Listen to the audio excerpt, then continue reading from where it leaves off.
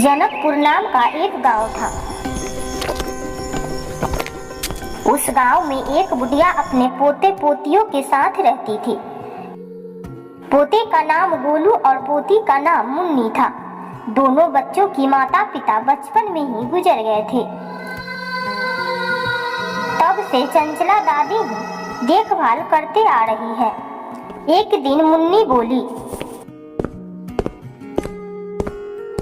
दादी दीपावली आने वाली है, क्या आप मुझे मिठाइयाँ नहीं दोगी?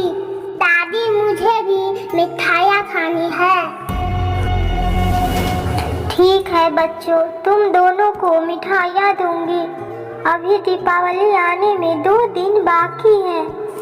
चंचला बच्चों को तो मिठाइयाँ देने का वादा तो कर लिया, मगर उसके पास पैसे नहीं थे। अब मैं कहाँ से पैसे लाऊं? मुझे तो कुछ समझ नहीं आ रहा है। हे भगवान, अब आपका ही सहारा है। ऐसे ही 2 दिन बीत गए। दीपावली का दिन आ गए।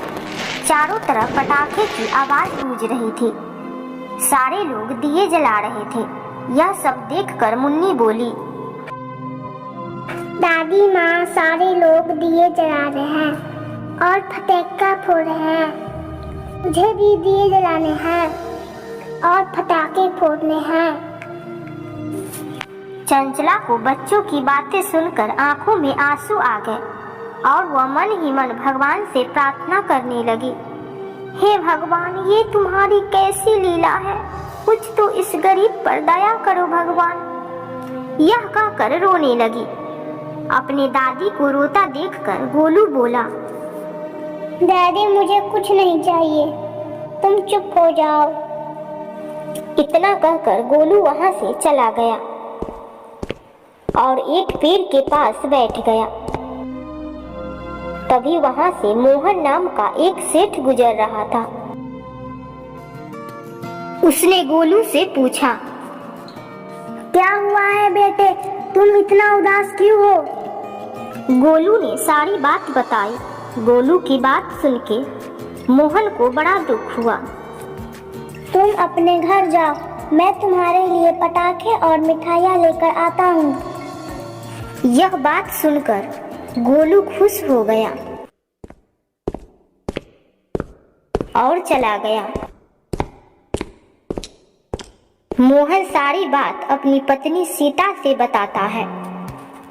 अगर ऐसी बात है तो क्यों न हम उस बच्चे को गोद ले ले। हाँ सीता, तुम बात तो सही बोल रही हो। इससे हमारे औलाद की कमी भी पूरी हो जाएगी और उन बच्चों को सहारा भी मिल जाएगा। इतना कहकर दोनों गोलू के घर जाते हैं और सारी बात चंचला दादी से कहते हैं। हाँ बेटे, तुम बिल्कुल ठीक बोल रहे हो। हमारे बाद इन बच्चों को देखने वाला कोई नहीं है। अम्मा, मैं इन बच्चों के साथ आपको भी ले जाने आया हूँ।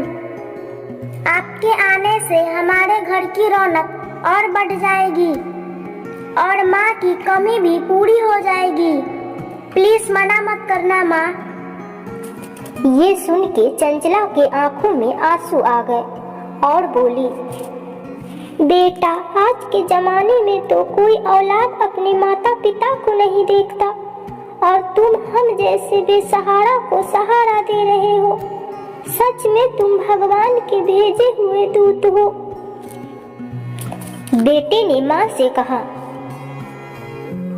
तुम इन सब बातों में उलझ गई। आज दीपावली है, आज तो खुशियों के दिन है। और उसने बच्चों को बहुत सारे पटाखे और मिठाइयाँ दिए। बच्चों ने खूब पटाखे फोड़े और दिए जलाए।